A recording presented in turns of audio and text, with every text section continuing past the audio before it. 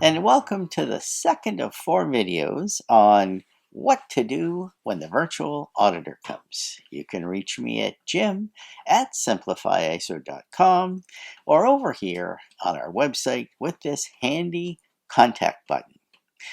ISO 19011-2018 has some guidance on virtual auditing.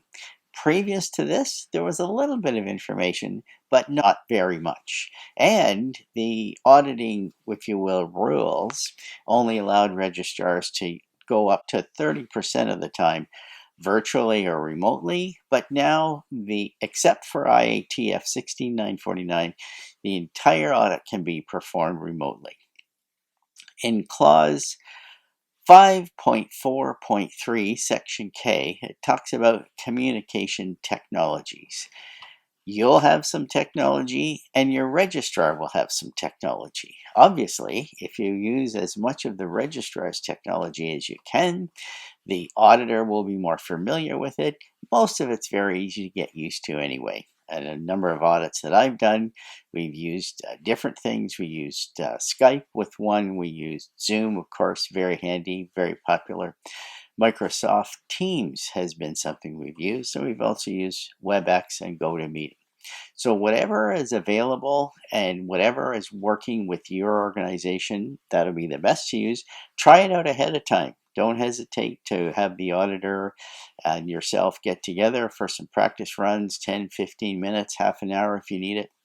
But make sure the technology is working to your advantage, to your satisfaction at least. Remember, you're the customer.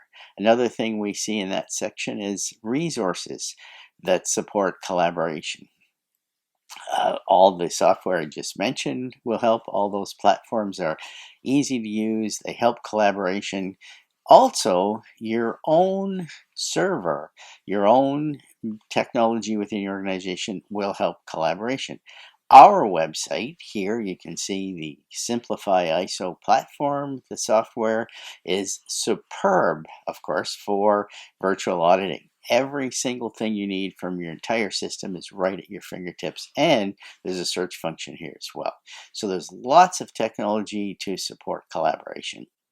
In section 5.5.3, we talk about audits can be performed on-site, remotely, or as a combination. So we're talking about full-on remote auditing, but the guidance is there for a combination of both. You'll have to check with your registrar if you are IATF 16949 and see what elements of your workflow will have to be audited in person by the auditor. You'll also see scenarios in the document for what they refer to as human interaction and no human interaction. A number of stage 1 audits that I've seen performed have been done with what this document refers to as no human interaction. The auditor has a checklist and they're looking for certain things in your management system. Whether you're going to give them access to some documentation of yours, maybe you use SharePoint, or our website, of course, the auditor may be looking around at documents on his or her own.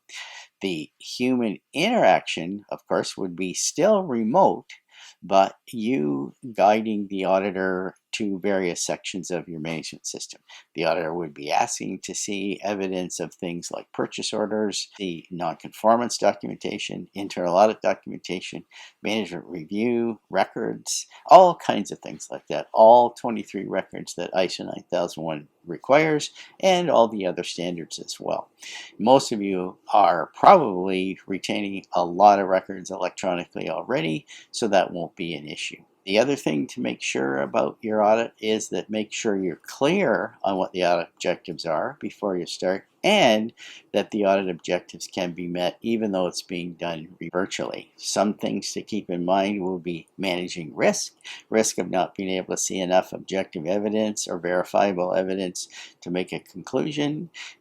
It can be helped, by the way, if the two of you have a map of the building or the locations that you're in.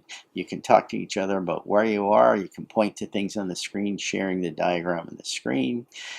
You'll be able to see people at work.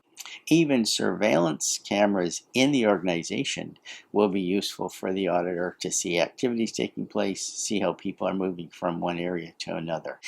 By all means, consider joining us August 31st, 2020 at 12 noon Eastern Daylight Time.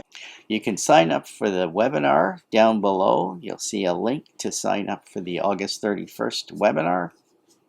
You'll get a response that you've signed up, and we'll see you there at 12 noon. The other thing to keep in mind is now that virtual auditing has become the way of the future, stop by the site, sign up for a demo, and we can show you how much more effective your audits will be with our cloud-based platform. Thanks very much. Bye for now, and we'll see you next time for part 3 of what to do when the virtual auditor comes. See you later.